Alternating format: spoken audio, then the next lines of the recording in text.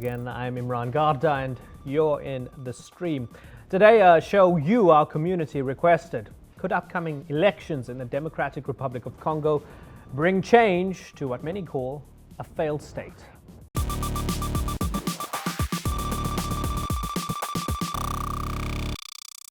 Now, our digital producer Ahmed Shihabuddin is here looking out for all your live feedback, and joining him on the couch is writer and journalist Mvemba Dizolele. Mvemba, thanks for joining us. Great to have you on the couch. I've seen you before talking about Congo and all the different complexities regarding the conflict and post-conflict, what some call.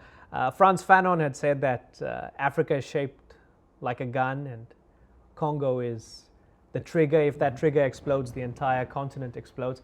Arguably, Congo has been exploding for the past decade and a half. Can these upcoming elections make any difference? Well, first of all, thank you for having me, Imran, on the show. Congo is not fully exploded yet, actually. We think it's exploded, but we've only seen the tip of it. This election, if they are poorly handled, present a huge trigger point for a much bigger conflict than what we've seen. Because what's at stake here is not what we've been told for so many years about the militias and so on and so forth in the Kivus. But this will engulf the entire country, because what's at stake is the future of the country. Yeah, the future of the country is at stake, and we're going to look at all the different factors related to the election as we discuss over the next 25 minutes or so, and up to 35 if you include the post show. Now, of course, this show is all about you, our community. So if you've got a story you want us to cover, you can tweet us your ideas, tweet us your questions, tweet us your comments using the hashtag AJStream.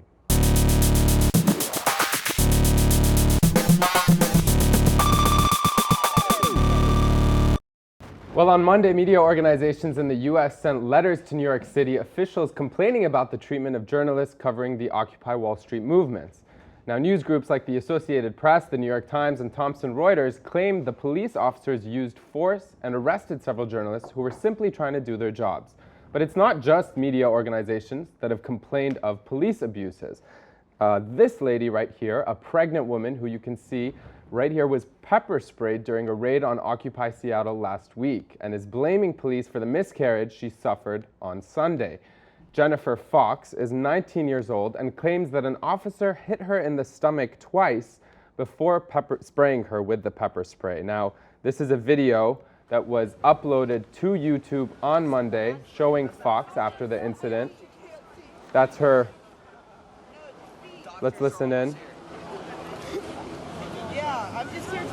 You can see her right there crying after the incident. Now, over the weekend, another video showing a police officer dousing students with pepper spray at the University of California, Davis enraged many viewers who watched it online and already has more than 1 million views on YouTube. Let's watch this video right here.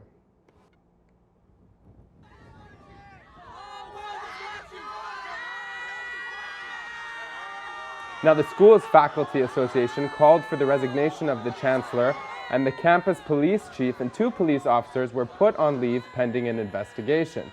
But that wasn't enough. Netizens have taken to the internet circulating photos of the police officer with various backgrounds to draw attention to the casual nature of what many see as police abuses. Now, here are some of those photos. Let's take a look. This is one at Mount Rushmore. And then this is Prince William and Kate Middleton, and you can see the police officer right there in the background. Another famous image where the police officer has been inserted. This one of Gandhi with getting pepper spray in his face. And the last one of Michael Jackson's iconic Thriller dance. As well as this one that says, "Conform and feel secure," advertising, perfume saying, "making the 99% smell better." Now, that was just one of the many stories we are following here at the stream. Remember, you can always share your stories with us. Just tweet us using the hashtag AJStream. Hi, I'm Helen O.T. I suggested the next segment using Twitter, and I'm in the stream. Now, although past elections have not brought the promises that come with democracy, voters in the Democratic Republic of Congo will be heading to the polls next Monday, November the 28th, to choose a president. Now, away from global media headlines, the election campaign has been marred by deadly clashes between various political parties and police. In addition to deteriorating security over there, officials are dealing with many logistical issues. There are 62,000 polling stations in a country which is the size of Western Europe, with more than 30 million registered voters. It's in a country with very few paved roads. Many Congolese will have to travel for days just to reach a polling station. Well, of the 11 candidates, 2 are the clear front runners. Let's show you some images of them. This is the incumbent, Joseph Kabila, who took over in 2001 after his father, Laurent, was assassinated. He is expected to win the elections, but you never know. The second is a leading opposition figure, Etienne Tshisekedi, who has already declared himself the president. So, is the DRC ready for the vote? Well, joining us now via Skype to add to the discussion is Congolese filmmaker Petna Ndaliko KatondoloThumbnail.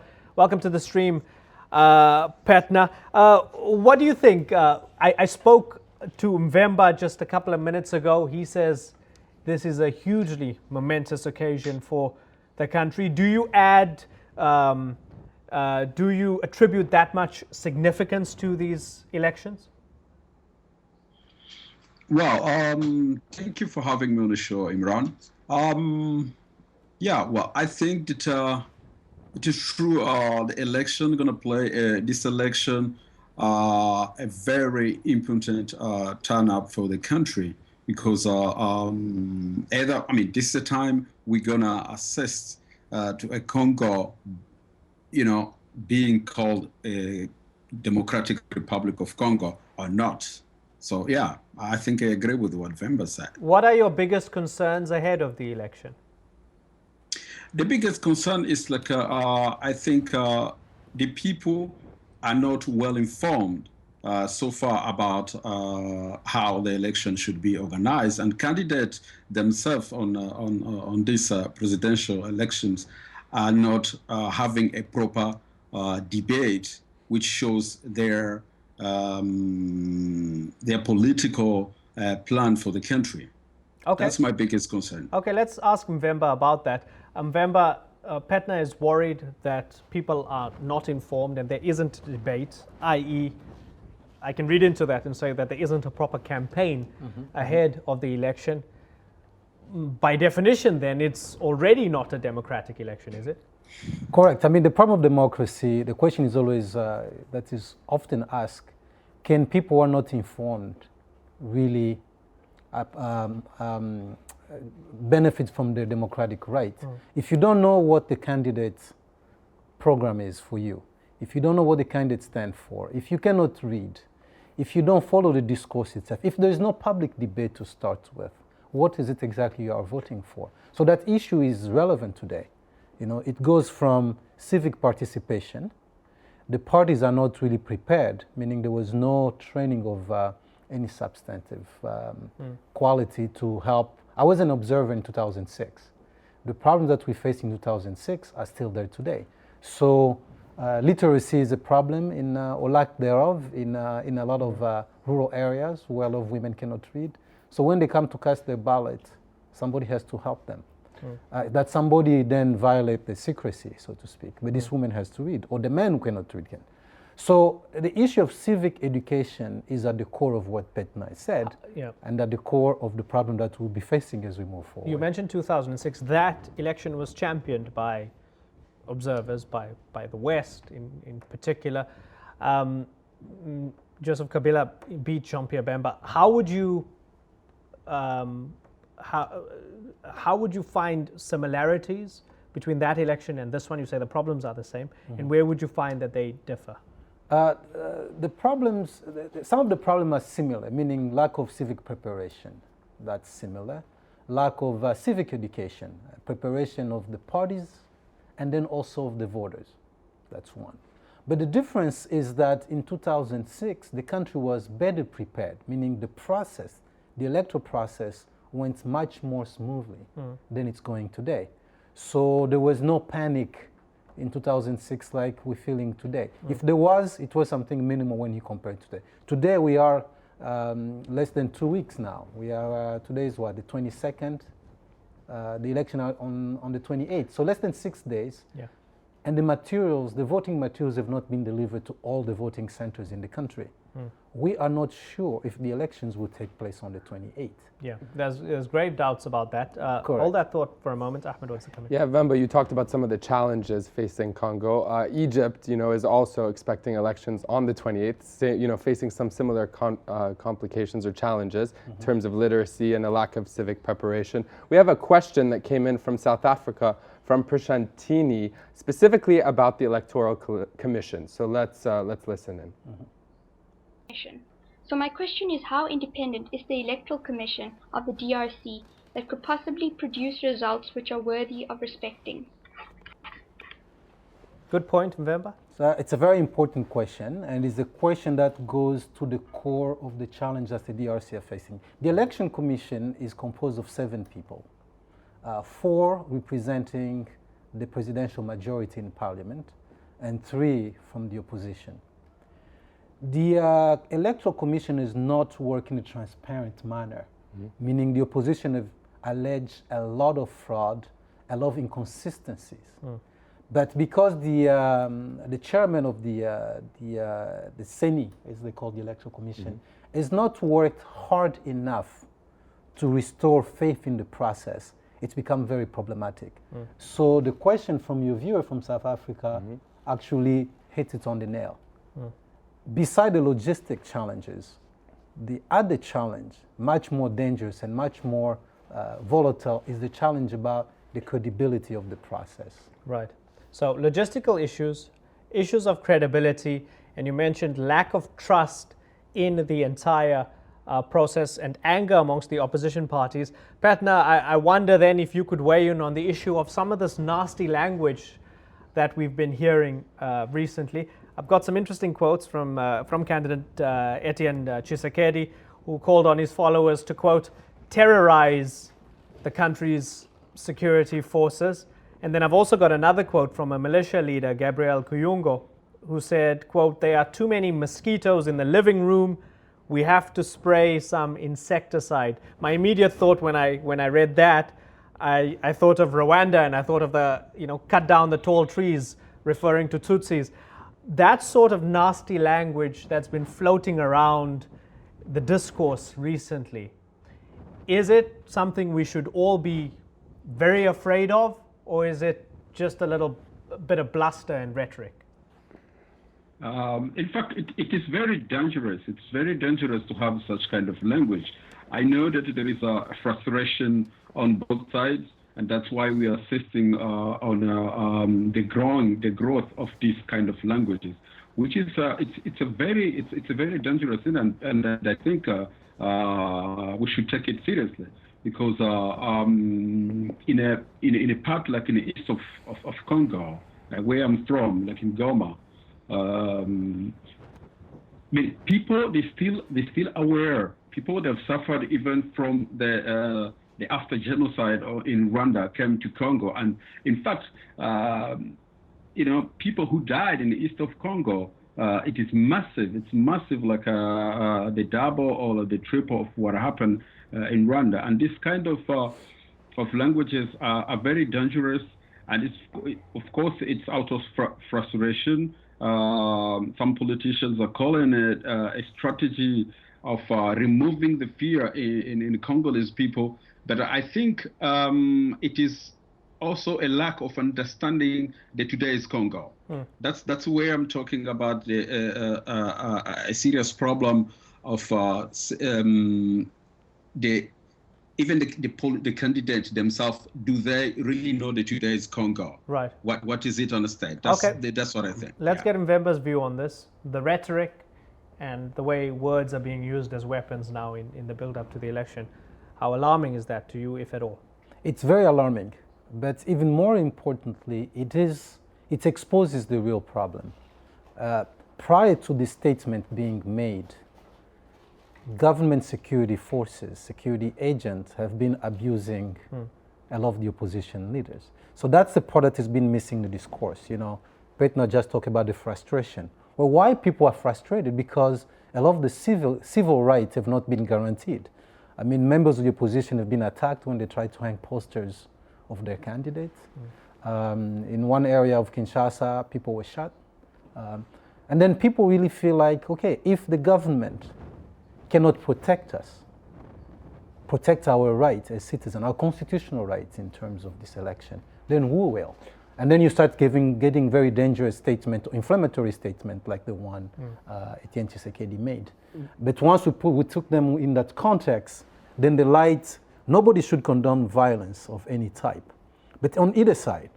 Right. So, and the international community here failed for a long time because the international community did not raise a voice to condemn abuses by the government. You were talking about Egypt. Yes, and I want to bring Egypt back up again. Egypt, you know, but on that note, you were saying, you know, the international community, the media, you say, has long forgotten the conflict, the war in Congo, what you want to call it.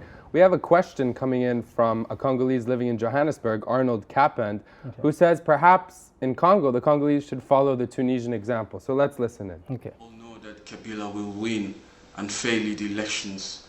And the sad part of it is DR Congo will continue to be a failed state. And we really need to change that. Maybe we should just follow the example of Tunisia, Egypt, in order to have a better leadership for that country, for our people to have a better life. So aside from just elections being slated on the same day, do you think it's right to perhaps mimic what's happened in Tunisia and Egypt, a popular uprising in Congo? There are two things. Petna is shaking his head. Two things that come to mind. I think the DRC actually is farther than Tunisia on one level. You know, people always talk, and Capen just talked about DRC as a failed state. I take issue with that because Congo is not quite a failed state. Congo is a dysfunctional state, and there's a huge difference. How close is it to being a failed state? In some areas close, in some areas are not close. It's dysfunctional. As I said, remember, it's a map. If we had a map, we could show. But you see that a lot of the issues in terms of war and the fighting is in the east, right? In a very small area, important but small geographically. And then you have the chunk of the country where things are not working either. But things are not working because of conflict in that area. Things are not working because of bad governance, lack of transparency in the management of the public good. So Congo had its own, in many ways we can say Congo already had its spring in the 90s.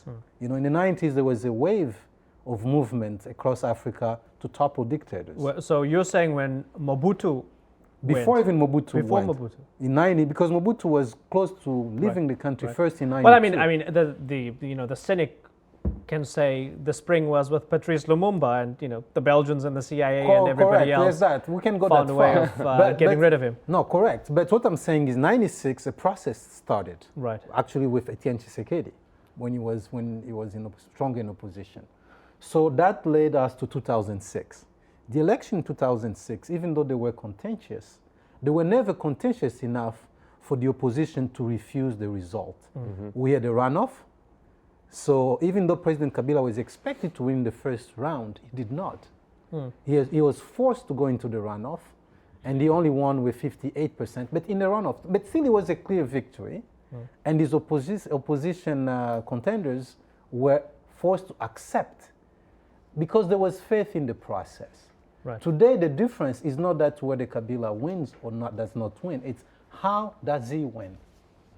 If he wins in a way that... If I may, just on that note, we have the Congo Friends chiming in saying, what role does the lack of infrastructure play in benefiting the incumbent?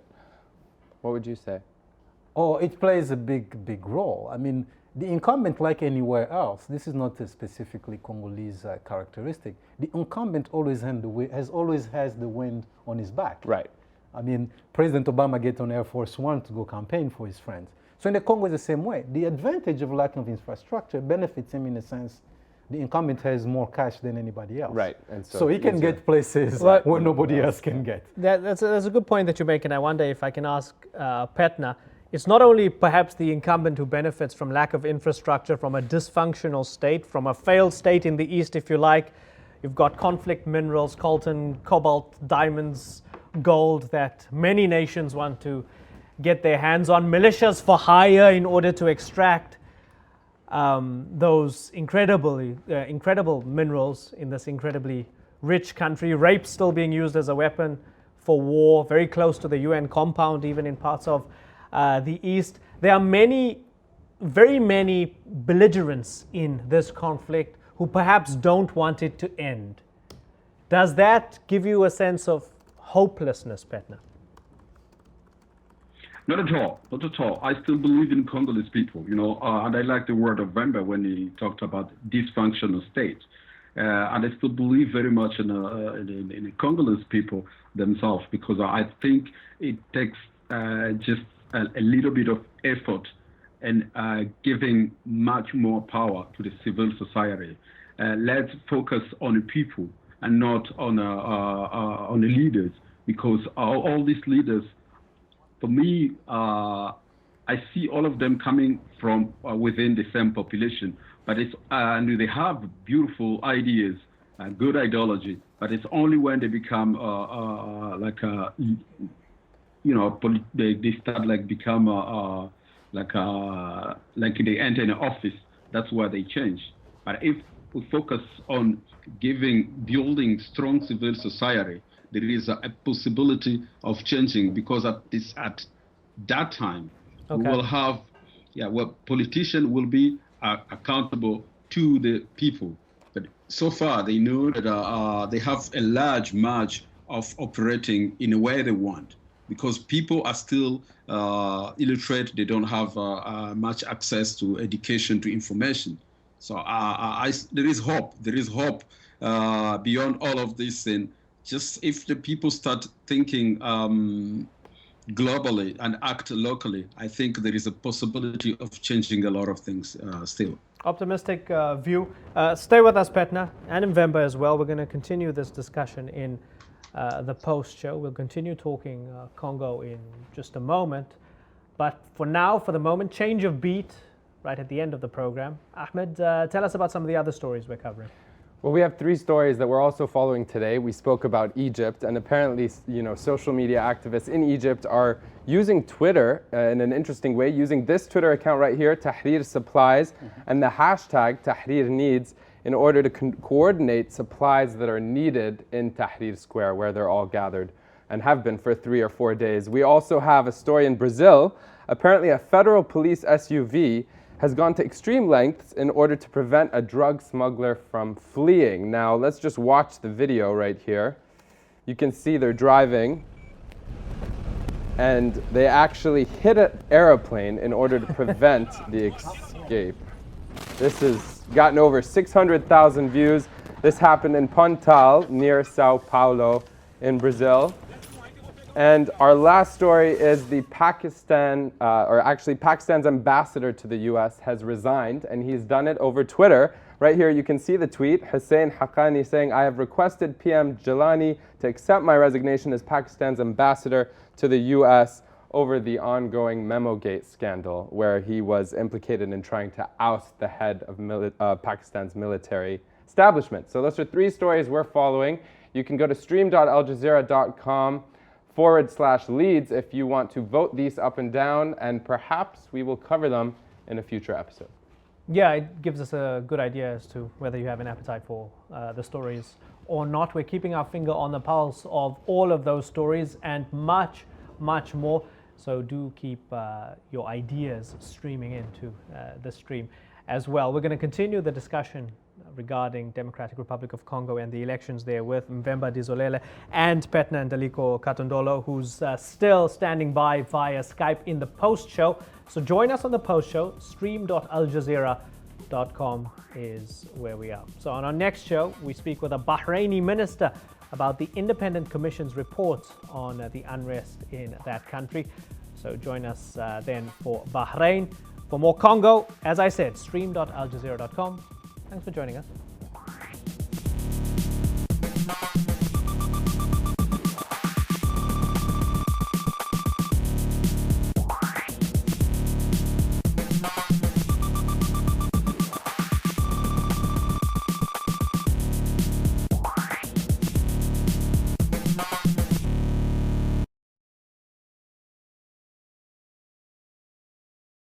The upcoming elections on the 28th of November in Democratic Republic of Congo. Mvemba doubts about the actual date. Some murmurs that, or more than murmurs even, that there might be a delay for a week or two. What do you think? Do you think a delay might actually be a good idea? A delay is definitely a good idea. The challenge of this election is the credibility of the process. Congo will have about 64,000 polling stations, and the size of the country is daunting. The country doesn't have viable infrastructure. To get the material from point A to a final point, to point Z, has been very challenging. You have the UN get involved, you had air forces from South Africa and Angola get involved, but still the process started too late. If large sections of the population do not get to vote on the 28th because the material was not delivered on time, then you can imagine what that does to the process. The opposition is always saying that the process is rigged in favor of the incumbent. Then if you have people in places, like you mentioned earlier, that they will take a couple of days to get to the polling stations because there are fewer polling stations than they had in the 2006 cycle. This is very inflammatory opportunity for the opposition, meaning it's a source of tension that can become very volatile for the country. Petna, what disappoints me in many ways is that we're talking about an upcoming election in one of the biggest countries in the world with a massive population and a country that is at the heart of so much debate and discussion. We're mentioning these candidates, but it's very difficult to have a conversation about the issues, about what they're promising to people, what they're running on, because the subsidiary issues have just overwhelmed the entire election.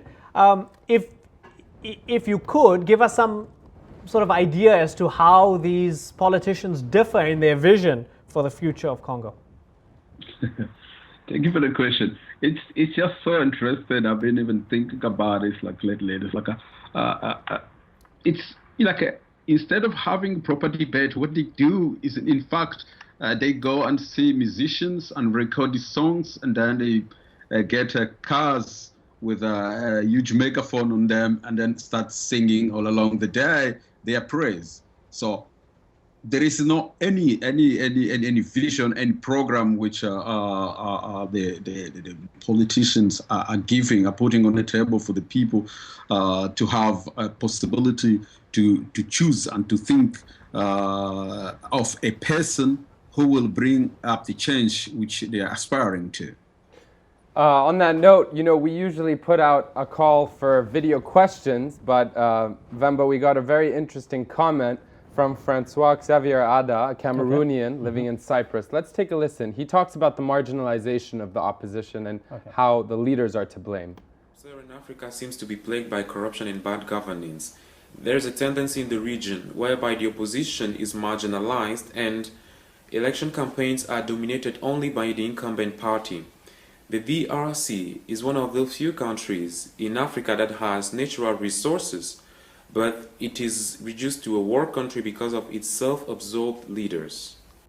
Somewhat simplistic, but do you agree with what he's saying? Actually, I think it's right on point. Yeah? I think the problem today, we're talking about a potentially dangerous, volatile situation that might lead us to conflict if it's not handled properly.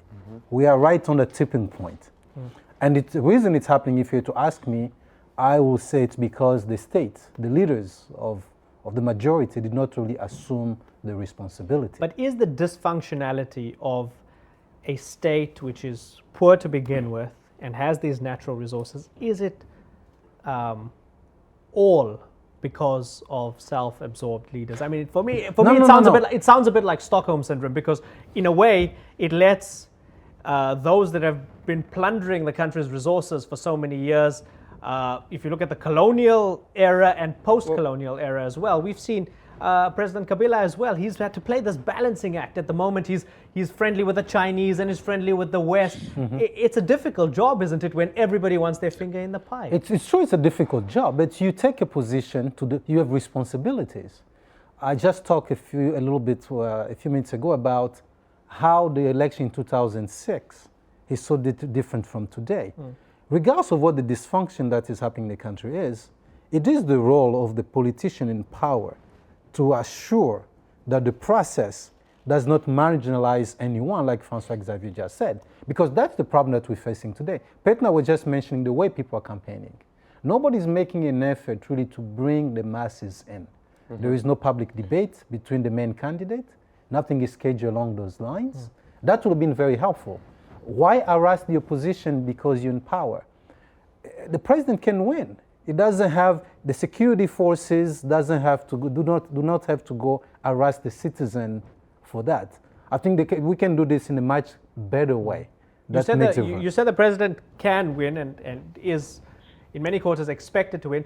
Petna, I wonder, what is Joseph Kabila's appeal? Does he have appeal because he is his father's son, or does he have great appeal because he is his own man? Well, I really don't know its big appeal. What is it? What will it be if it's his own man? Because up to now, Kabila is still the enigma which everybody want to understand. So its lack of a proper communication, the presence, I think his charisma doesn't convince people so far, and all of that put him in a balance all the time. Mvemba, what do you think? What's his charm? What is it? There's something there. The last election was a free and fair election, and he won. Right. 58% of the conditions were different in 2006. In 2006, the country was, at the time, thought to be emerging from conflict. So President Kabila had run on the moniker of being the peacemaker.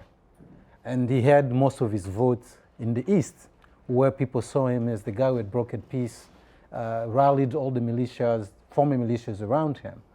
This time around, people, including in the East, where Petna is coming from, are looking at different indicators. Insecurity, women are still being raped. So the peace that the president promised in 2006 has not quite happened. But then the rest of the country, the West, which have never really supported him in the first place, are saying, we told you that. So in the end, the president has accomplished a lot of things. Recently has done a lot of, he's scrambling a lot to build new infrastructures. So and again, getting Chinese help as well. Chinese help. So yes. you see in Kinshasa, the Boulevard des Trangers has been rehabilitated, a few places, a few roads in the East. But often, nobody knows what's the master plan, like Petna is saying. So the entire thing, including the president himself, his image remains quite an enigma. In the end, a citizen of any country, talking about Egypt, Tunisia, wants food on the table for himself, for herself, for the family. They want job, they want education for the children, they want good health. None of this is happening for the Congolese. There lies the problem. One last question from our audience. We asked whether postponing the elections, as you suggested, would be a good idea. Yves Mongoho saying, I think that would be a great idea at this point. I don't think DRC government understands the level of anger in people, especially the diaspora. Now, what role does the diaspora play? How relevant is it in trying to have a free, fair election or participating merely in the election? The diaspora plays a tremendous role. I mean, remember, when I talk about lack of jobs, lack of education, lack of good health system, that means people like Petna, people like me, people who have families who happen to have people who are living overseas, count on those people to contribute. So the diaspora ends up footing the bill for a lot of these programs that the government cannot. They're filling that void. Right. And in the end, these Congolese citizens living overseas are tired because they're like, hey, I would like to live my own life. Why do I have to continue doing things in the place of the government? The government has ignored them. I mean, they don't vote, so Congolese overseas are not going to vote. But they are much more vocal and demand change more than before. So, Mvemba, I said last question. We have one that just came in from Congo friends. We spoke of the diaspora. What about the youth? It says the youth have told us they want change, but none of the current candidates reflect change. Do you agree with that estimation? I don't know if none of the candidates reflect change. That's a call that different analysts can make. But what is true is the youth has been sacrificed. Right. Right? So, and this is not the first time. The youth were sacrificed the last time around, right? So I come from a generation that I think was sacrificed during the Mobutu years. Now, because the government is not living up to its obligations, the youth now is being sacrificed again. Okay, let's end it by asking Petna if he agrees that the youth are being sacrificed here. Yes, the youth, they're the one that have been paying like a huge tribute to all what happened in Congo. And what the youth have inherited from Mobutu, it was a chaos. So the people who went to fight were the youth. And that's why today the people who are going to make the change are the youth, because they are the one they're going to vote, and they are the one they are demanding for change. And if there is one candidate who inspire the youth to a bigger change, yeah, that is what we've been talking about all the time. It's like the debate wasn't there. So how would they choose? How would they know? Is it by listening to all this music played all along the day on these trucks? Okay, well, I hope that adequately answered the question. It was a great question that actually came in. Thank you guys for joining us. It was educational, Petna and Mvemba. We hope to discuss Congo with you in the not too distant future, hopefully when things are better off in the country. Thank you very much. But yeah, thanks for joining us both via Skype and on the Orange Couch in the stream. Ahmed, thanks for curating all the different feedback as it came through. We'll see you tomorrow for Bahrain. Thanks for watching. Bye-bye.